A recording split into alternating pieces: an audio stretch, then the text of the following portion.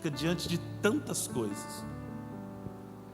Nós não temos mais devocional, nós não ficamos mais a sós com Deus, nós não lemos mais as Escrituras, nós achamos já que já é suficiente o que nós sabemos, não procuramos mergulhar mais e ficamos estagnados, sofrendo, porque a gente vai ficando terreno, a gente vai deixando de ser uma pessoa espiritual, a gente começa a absorver a natureza terrena. Nós temos duas naturezas em nós que brigam o tempo todo, a carne contra o espírito. Quanto mais você alimenta o teu espírito, mais espiritual você fica e consegue discernir as coisas. Quanto mais carnal você fica, mais as coisas humanas têm sentido para você. Mais você luta pelas coisas humanas, por tudo que você imagina.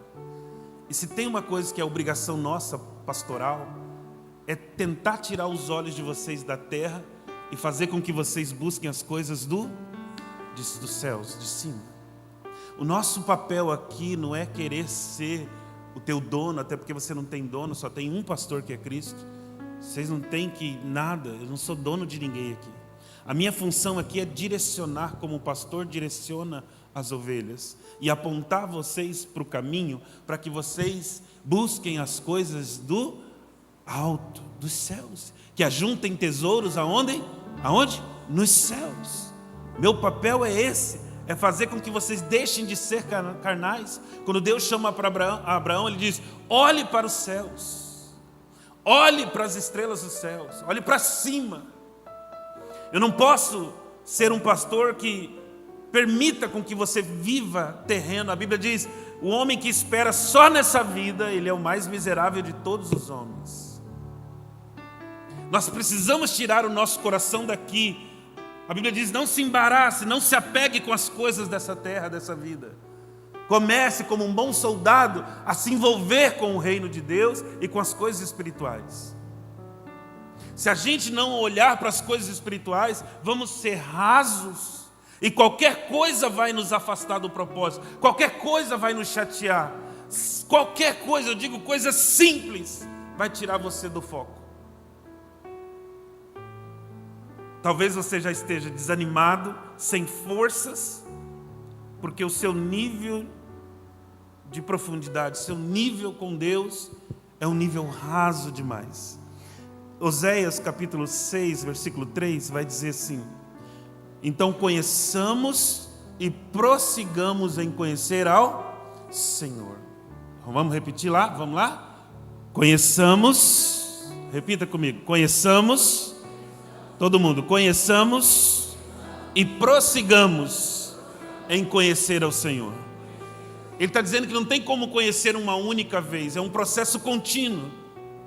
Conhecer a Deus não é assim: eu sou evangélico que nem eu há 33 anos, eu já conheço Deus. Não, Deus é infinitamente, não tem como conhecê-lo do todo. Não tem como você dizer já está bom, já dá, já está ótimo.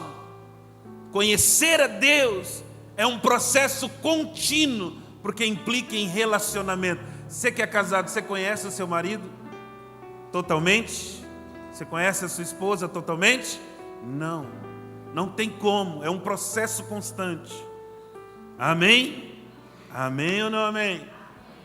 Então cuidado com isso. Cuidado com isso. O nível raso nos prejudica. Nos prejudica. E muito. E muito. Ô Geraldo, me ajuda aqui, vem cá, filho. Você que foi para os Estados Unidos, me ajuda aqui. Só vem aqui, você é meu parceiro. Geraldo teve o privilégio de ir lá, ele vai me ajudar agora. Geraldo, pode chegar aqui mesmo. Vamos lá. Como foi lá? Se virou bem? Ótimo. Se você tivesse com fome e tivesse que dizer eu estou com fome, o que você diria em inglês para eles? Nada. I'm hungry. Sabia disso? Não? Como que você se virou? O que você fez?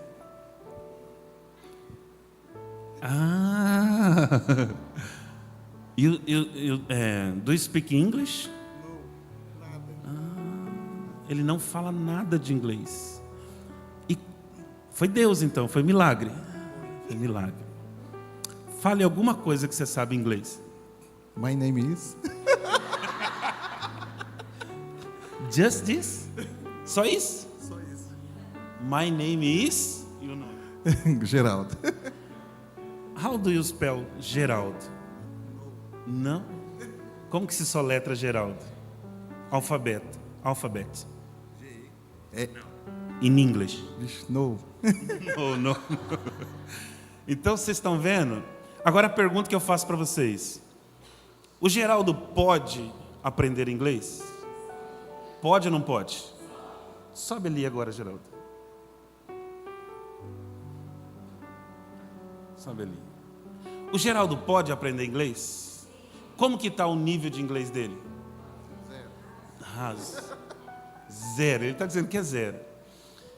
Então, se o Geraldo quiser, se Deus levar ele para ser um grande empreendedor, um homem de negócio, de multinacionais, ele vai ser obrigado a aprender o inglês. Ele pode ou não pode? Mas o que vai fazer com que ele aprenda? O esforço, o mergulhar nisso. Você pode se acomodar e dizer, não, eu tenho o celular, inteligência artificial, né? Vai me ajudar. Ele pode fazer isso. Ou ele pode se esforçar mesmo. Quem aqui tem alguma profissão aqui? Levanta a mão. Alguma profissão? Você sabia que vocês são obrigados a se atualizarem? Na profissão de vocês? Se vocês não se atualizarem, o que acontece? Vocês vão ser engolidos por outros. Vocês podem achar, não, tá bom, tenho 10, 20 clientes. Não. Deus não quer isso de nós. O comodismo.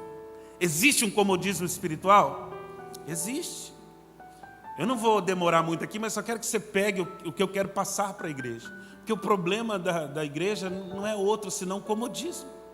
Nós temos um Deus que é o todo-poder, ninguém pode contra Ele. Nós temos Ele ao nosso favor. E por que ainda assim tem cristãos sofrendo, gemendo, desistentes, depressivos, chateados, magoados? É porque esse nível de relacionamento com Deus é raso.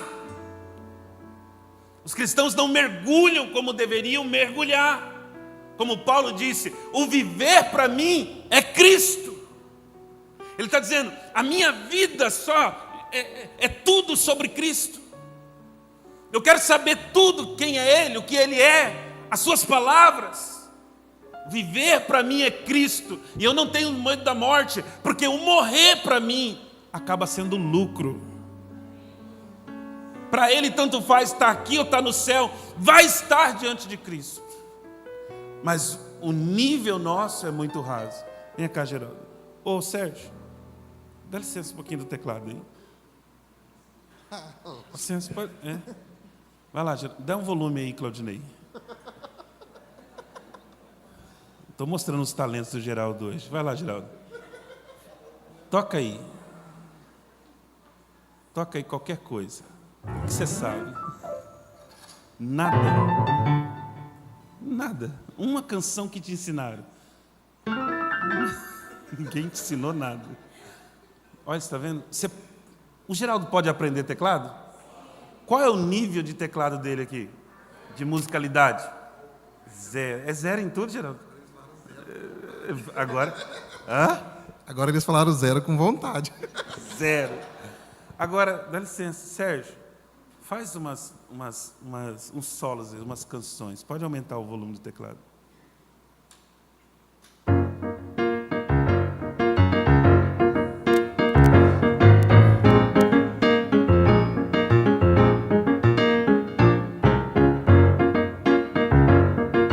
Você pode aplaudir o Senhor pela vida do Sérgio?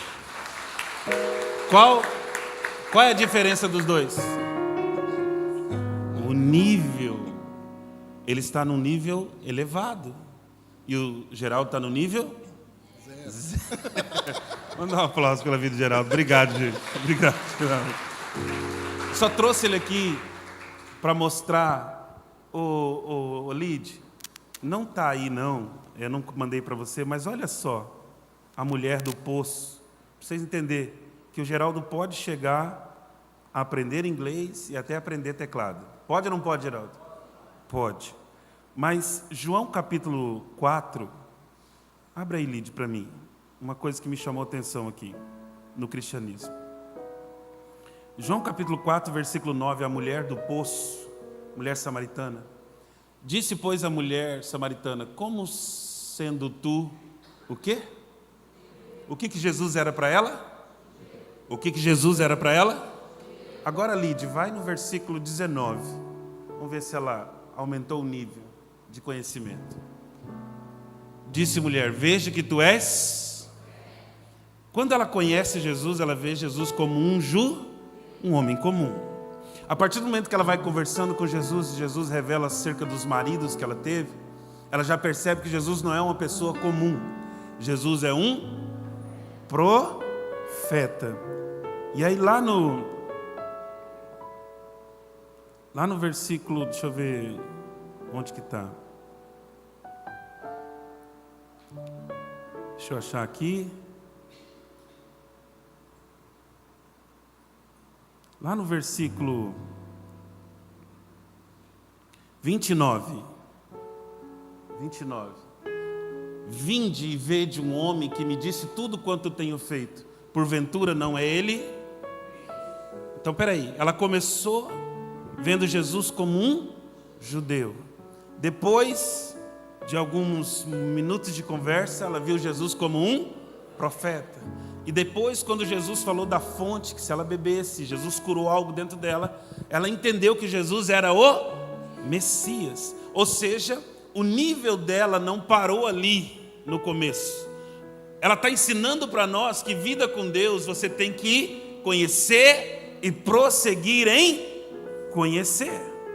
Hoje eu quero falar sobre por que somos tão rasos, por que a falta de profundidade. Há quem diga, vocês que conhecem sabem, nós sabemos, quando olhamos uma árvore aí e vemos árvores toda pomposa, árvore seca, sei lá qual tipo de árvore, mas você passa lá anos e anos e anos e aquela árvore se mantém de pé.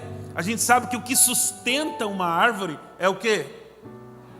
É a raiz, né? No dia que a tempestade vem, no dia que vem, esses dias veio ventos aqui, veio ventos lá no Paraná, na hora que vem aquelas tempestades com vento, o que vai segurar a árvore não são os frutos que ela produz. Nós sabemos que nós damos resultados, que nós somos inteligentes, que nós produzimos resultados, damos frutos, mas o que vai manter a gente de pé no dia da adversidade não é os frutos que nós produzimos. O que vai manter a gente de pé, o que vai manter a gente focado, com certeza, é a profundidade das nossas raízes em Cristo Jesus. Amém, igreja? Eu já vou liberar uma palavra para você aqui. É as raízes. Quando você vê uma árvore ali, se o galho quebrar, se a raiz estiver forte, vai nascer outro galho, sim ou não? Se você arrancar um fruto ali, se as raízes estão fortes, vai nascer outro fruto, não tem problema. A única coisa que vai manter de pé a árvore é a raiz. Se você arranca a raiz, a árvore morre. Se você arranca essa profundidade no relacionamento, nós morremos. Ei, tem umas raízes que eu estava estudando, que elas vão por debaixo da terra e elas enrolam assim na pedra, na rocha. Quem já leu sobre isso? Quem já leu sobre isso? Essas árvores aí, posso dizer que somos nós, os cristãos. A Bíblia diz que nós temos que ter a nossa casa firmada na rocha.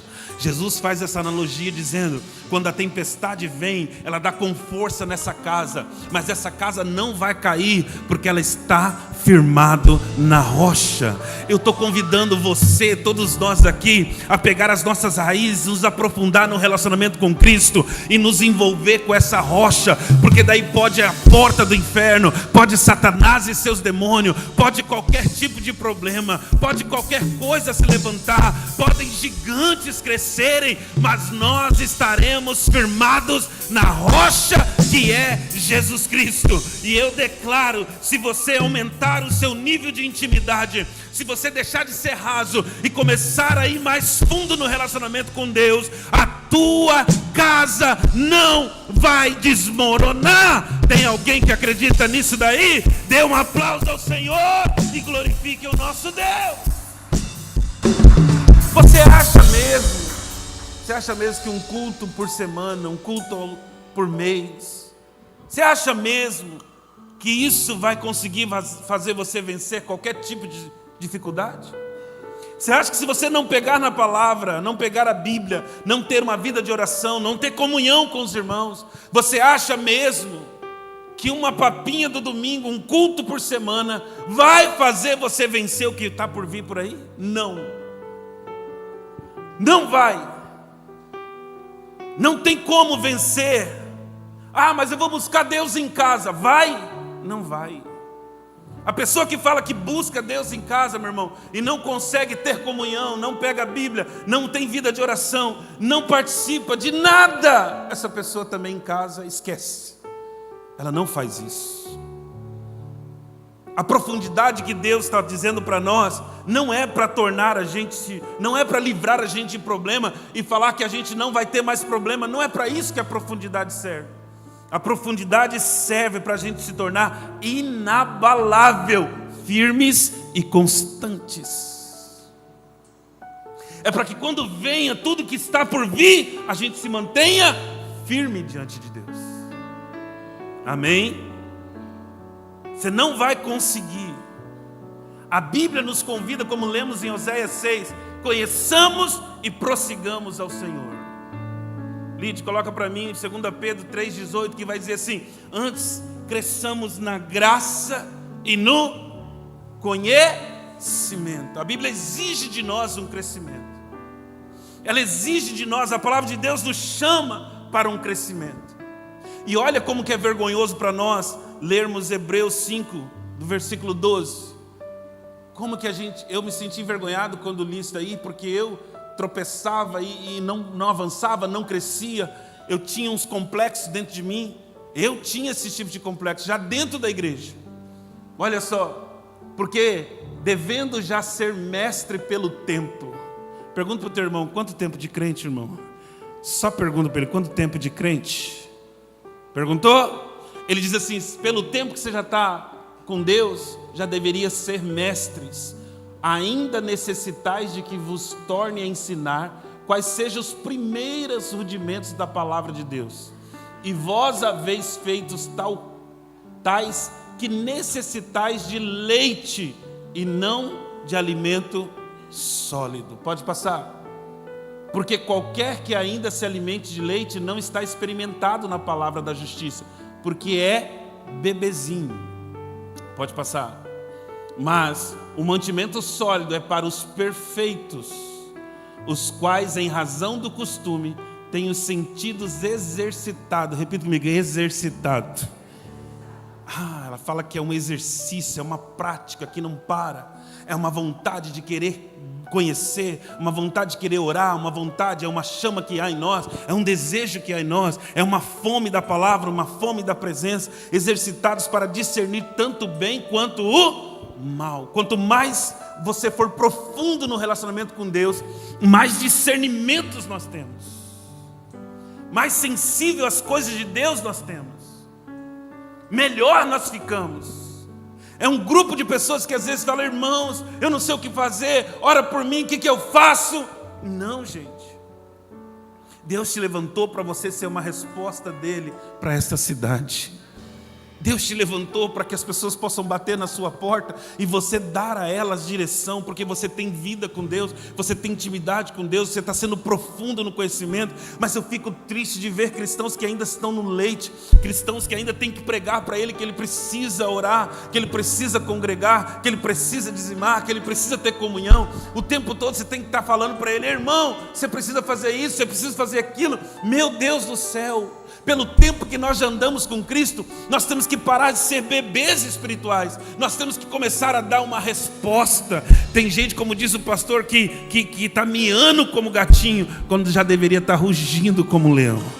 Deus te levantou para você ser uma resposta. Ei, tem alguém aqui que Deus salvou, que Deus curou, tem alguém que Deus livrou, tem alguém que Deus se manifestou. Então isso não é para ficar com você, não. Isso é para você mergulhar cada vez mais, porque isso só foi o começo, isso só foi o início. Quando Jesus chama Pedro e dá a ele o primeiro milagre daquela pesca maravilhosa, Pedro decide abandonar tudo e seguir o mestre. O que Pedro estava dizendo? Eu não quero parar só nesse milagre aqui, não. Eu sei que se eu seguir Jesus, tem outros níveis de coisas que Deus vai revelar para mim. E eu posso te dizer uma coisa: Pedro andou sobre as águas, Pedro viu Jesus ser transfigurado, a sombra de Pedro curava, porque o que Deus tinha para ele era algo maior e melhor. Levante a sua mão que eu quero declarar isso.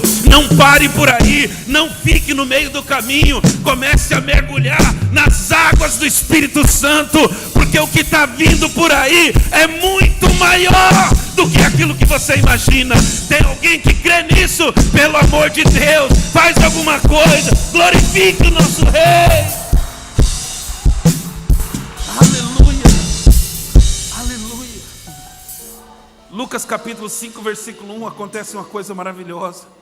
E aconteceu que a multidão se apertando para ouvir a palavra de Deus. O que gera fé em nós? Vai lá, igreja, o que gera fé em mim e você? Ouvir a palavra de Deus. Isso é o que gera fé. Meu Deus. E aonde que nós estamos ouvindo a palavra de Deus? As rodas que a gente assenta, as rodas de tereré, as rodas do churrasco, as rodas dos lazeres. Isso tem nos levado a ouvir a palavra de Deus.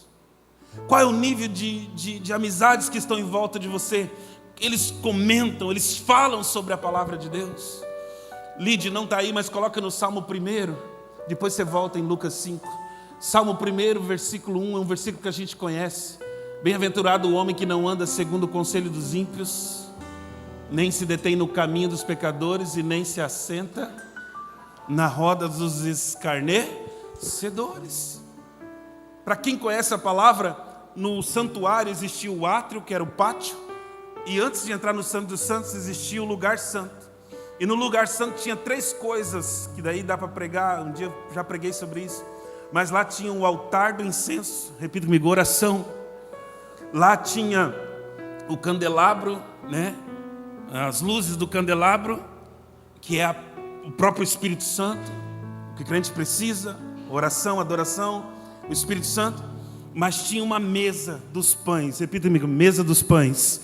Mesa é o lugar de comunhão, é com quem a gente se assenta. Só que quando fala mesa dos pães, o que é pão na Bíblia? É a palavra. Quem está entendendo, diga amém. O que Deus está dizendo? O cristão deve ter uma mesa, deve se assentar numa mesa onde se fala.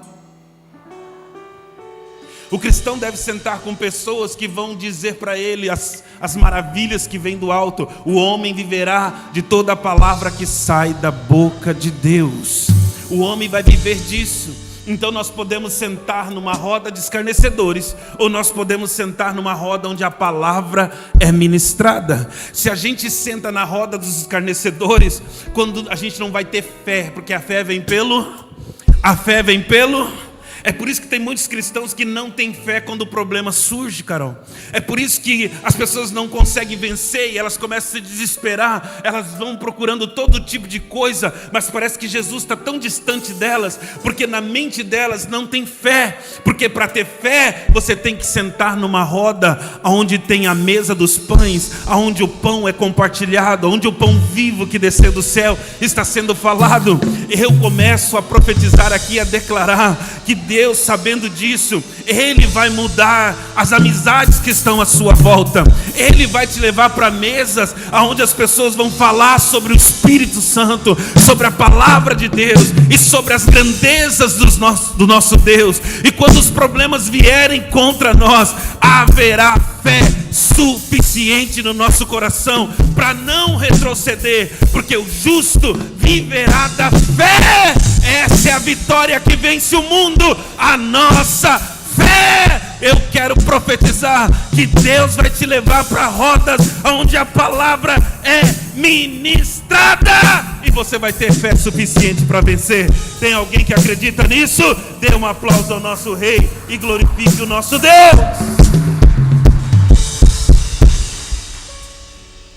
Lucas capítulo 5, versículo 1. Eles foram ouvir a palavra de Deus. Eles pararam para ouvir a palavra de Deus. Lucas capítulo 5, versículo 1. Versículo 2. E viu ali estar 2 barcos junto à praia, os pescadores, e havendo descido, eles estavam lavando. O que eles estavam fazendo com as redes? Deixa eu liberar uma palavra para você. Lavar as redes não é vender as redes. Vender a rede é desistir do que está fazendo. Lavar a rede é crer que Deus vai fazer amanhã ou depois. Só que eu tenho uma palavra para você. Pedro estava lavando a rede porque ele falou assim: amanhã eu volto, semana que vem eu volto. Mas mal ele sabia que o que Jesus tinha para ele era naquele dia da frustração. Não, você não está entendendo. O que nós estamos achando que Jesus só vai fazer em 2026, Jesus está dizendo: o ano ainda não acabou. Eu tenho esse ano ainda para fazer aquilo que eu quero fazer. Tem alguém que acredita que Deus pode nos surpreender até o final do ano? Deus pode nos surpreender até o final do ano. Porque o que a gente está achando que é para o ano que vem, Deus pode fazer exatamente nesse ano. Pelo amor de Deus, tem alguém que crê nisso? Dá um aplauso ao Senhor e glorifique o nosso Deus. Só para acordar, porque de manhã a gente está meio sonolento. Chacoalha a pessoa que está do seu lado e diga para ele: o que você está achando que é para o ano que vem, Deus vai te surpreender ainda esse ano. Amém? Você acredita nisso? Ah, mas está demorando. Calma. Lavar as redes significa esperar depois. Ah, não, Deus, eu entendo, não deu certo, beleza, não pesquei nada. Amanhã eu volto, semana que vem eu volto. Mas o que Jesus tinha para ele era no mesmo dia da frustração, no mesmo tempo que ele achava que não tinha mais. Entenda isso. Continue. Entrando em um dos barcos que era o de Simão, pediu que eu afastasse um pouco da terra, e assentando ensinava a multidão. Deixa eu dizer uma coisa para você.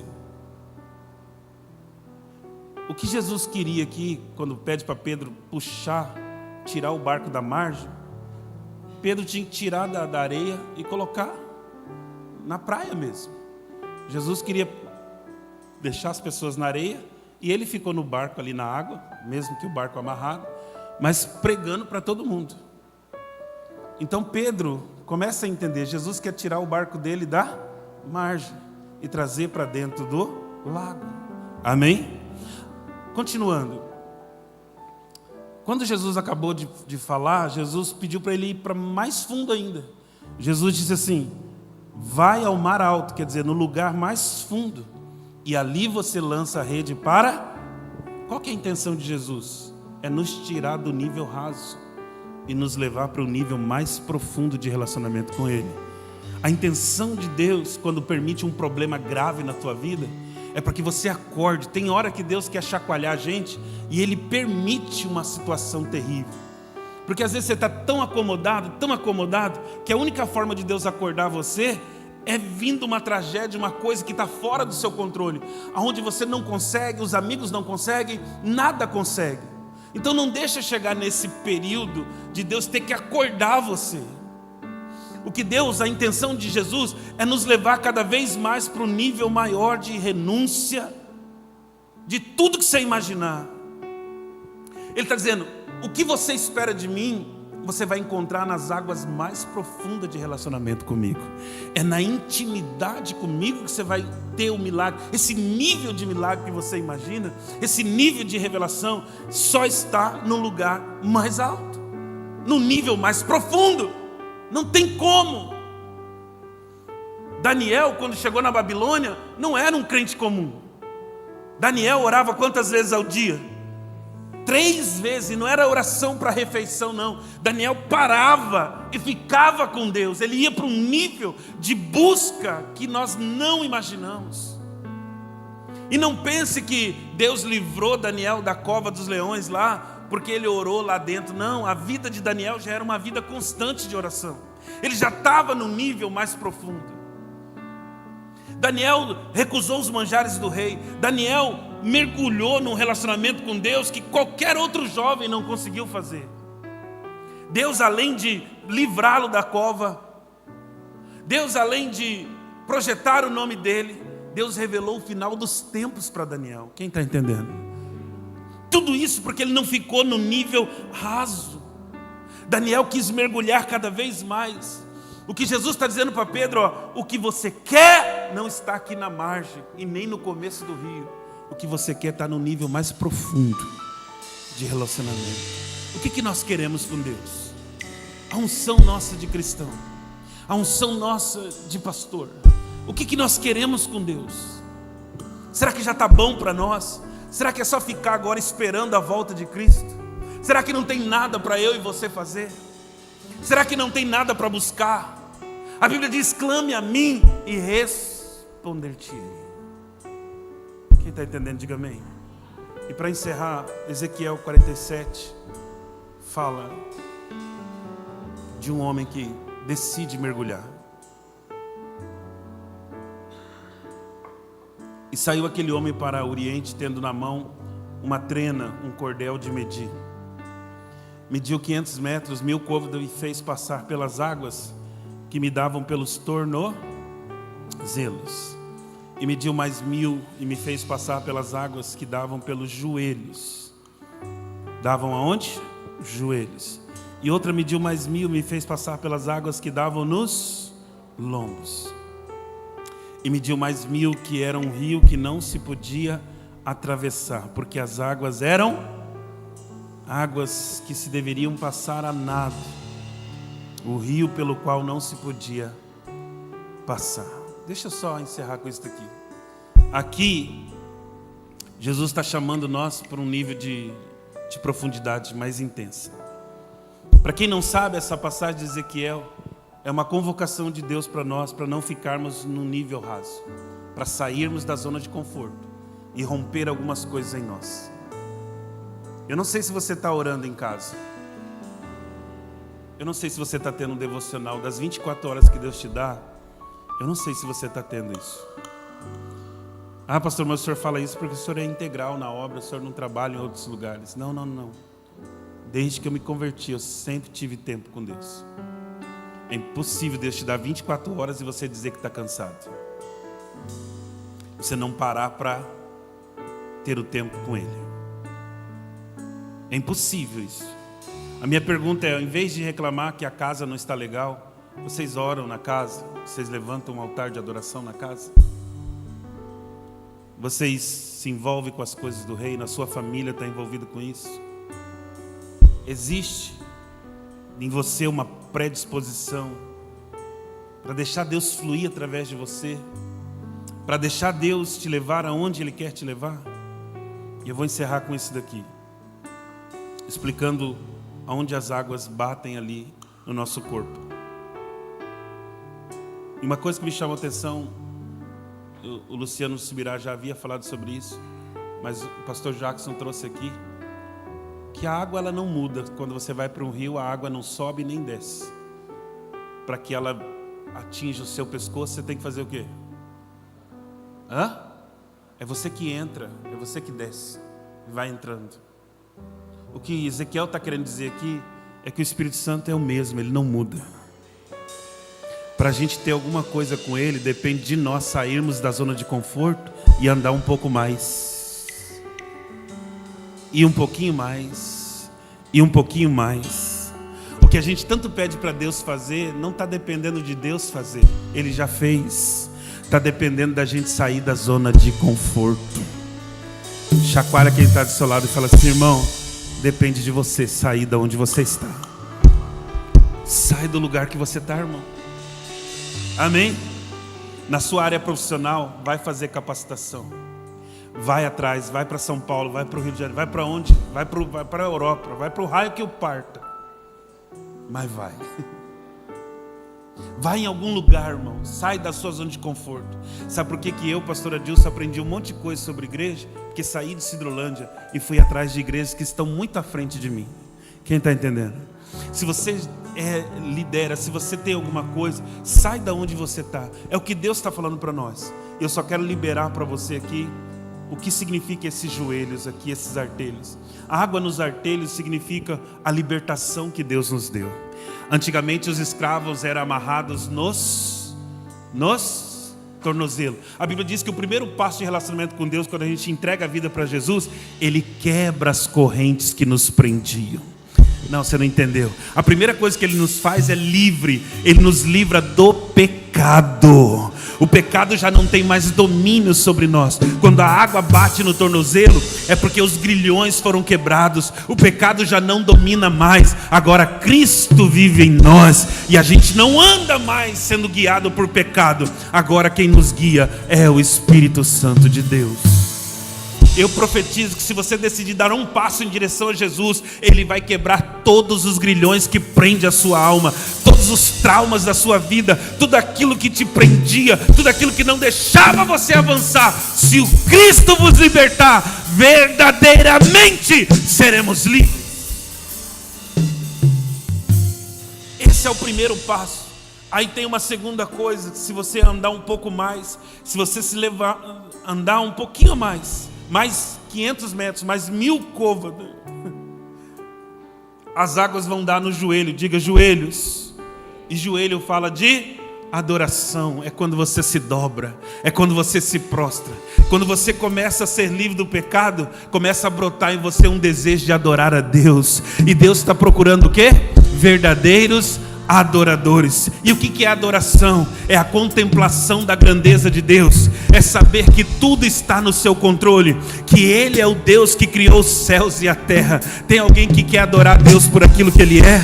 Quando se tem adoração, nada fica diante do Deus de Israel.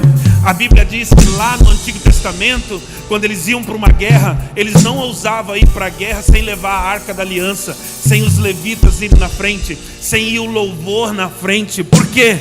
Porque ninguém entrava numa guerra sem primeiro adorar o nosso Deus. Eu quero profetizar e liberar sobre a sua casa, que se você trazer um altar de adoração para a sua vida, se você for para essa batalha, vá adorando ao Senhor, porque não é você que vai lutar, Ele vai adiante de você, Ele vai adiante de nós, Ele vai quebrar os ferrolhos de ferro, Ele vai trazer os tesouros ocultos e as riquezas encobertas, para que eu e todo mundo saibam que só o Senhor é Deus. Tem alguém que crê nisso? Aplauda o Rei dos Reis e glorifique a Deus. Diga comigo, não existe vitória sem adoração. A adoração tem o poder de abalar as estruturas do inferno. Quando Paulo e Silas estavam acorrentados, eles foram para um outro nível de adoração. Mesmo aprisionados, eles decidem louvar no tempo da prisão. E quando eles louvam, sabe o que acontece com as estruturas? Começam a tremer. Eu profetizo e declaro debaixo dessa palavra, que ao invés de você reclamar, você vai adorar. E quando você adorar, as bases do inferno serão demolidas pelo poder do Espírito Santo de Deus. Esse é o nível 2 que Deus quer nos levar, e Ezequiel está nos ensinando. Terceiro, as águas dão no lombo. Diga lombos. Lombo significa costa. Quem aqui já carregou alguém nas costas? Levanta a mão. Cutuca o seu irmão e fala assim: lá na sua casa, é você que está levando a família nas costas, né? É você que ora, é você que vai para a igreja, é você que lê, é você que chama todo mundo, acorda seus bandos de preguiçosos, catarrento. Acorda todo mundo, vamos para a casa do Senhor, vamos adorar, vamos orar. Senta na mesa e fala assim: vamos comer. Não, vamos orar. Não, vamos orar. Você sabia que você tem carregado a sua casa nas costas? Lombos fala de costas. Olha só, Hebreus 7:4 vai dizer assim, Hebreus capítulo 7, versículo 4: considerai, pois, quão grande é esta a quem até o patriarca Abraão deu seus dízimos dos despojos. Pode passar os 5. Olha só. E que dentre os filhos de Levi receberam os sacerdotes, o sacerdócio, recebem o sacerdócio, tem ordem, segundo a lei, de tomar o dízimo do povo, isto é, de seus irmãos, ainda que tenha saído dos lombos de Abraão. Água no lombo significa força geracional. Você não entendeu? Daniel, significa que a Luiz, e vai vir mais uns 3, né? Significa que a nossa descendência será poderosa nessa terra. Você nunca entendeu porque Deus fala Deus de Abraão, Deus de Isaac e Deus de Jacó? Abraão é o homem da fé, Isaac é o homem da promessa, Jacó é o homem do conserto, e lá o bisneto José é o homem do governo. Você entendeu isso? É isso que Deus vai fazer quando Ele fala nos lombos. Deus está dizendo que a nossa descendência será poderosa nessa terra. Quando a gente começa a mergulhar na intimidade e ir mais profundo, a gente não garante algo só para nós. A nossa descendência, os nossos filhos e os filhos dos nossos filhos serão abençoados. Quando nós entrarmos no nível de profundidade com Deus, nós não garantimos só para nós. Eu e minha casa serviremos ao Senhor. Tem alguém que crê nisso? Eu profetizo em nome de Jesus. Amém? Glória a Deus. E por último, as águas não dava mais para atravessar, elas conduziam o povo. Águas que não dá para nadar, para caminhar, né? Quando você chega nesse nível, alguém aqui já foi levado por correnteza, por águas do rio corrente? Você tenta nadar, mas você não consegue mais. Imagina você nadando lá nas cataratas do Iguaçu. É um pavor que dá, porque daí ninguém segura você mais. Mas Deus está dizendo assim, Ele quer levar a gente no nível onde não é a gente mais que governa, é o rio que vai levar a gente. Eu vou repetir.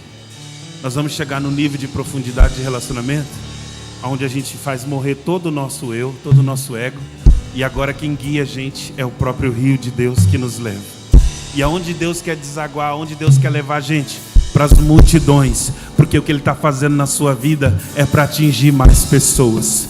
O que Ele está fazendo na sua história é para alcançar mais pessoas ainda.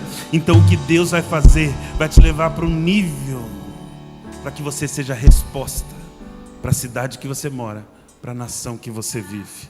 Se prepare, porque você vai buscar esse nível. Isso não tem a ver com Deus, Ele já fez. Isso tem a ver com essa igreja aqui, com cada um que está aqui nesta manhã. Se você quiser algo maior, você vai ter que sair do lugar e vai ter que andar mais 500 metros e vai ter que ir mais. À medida que a gente vai, a água vai nos cobrindo. Quem está entendendo? À medida que a gente vai, o rio de Deus vai inundando a gente. E é isso que Deus mandou falar para essa igreja. Quanto mais a gente mergulhar, mais seremos inundados pela glória do nosso Deus. Você pode aplaudir ao Senhor. Se coloque de pé em nome de Jesus. Abraça uma pessoa que está do seu lado e diga para ele: vamos sair do nível raso, vamos entrar no nível mais profundo.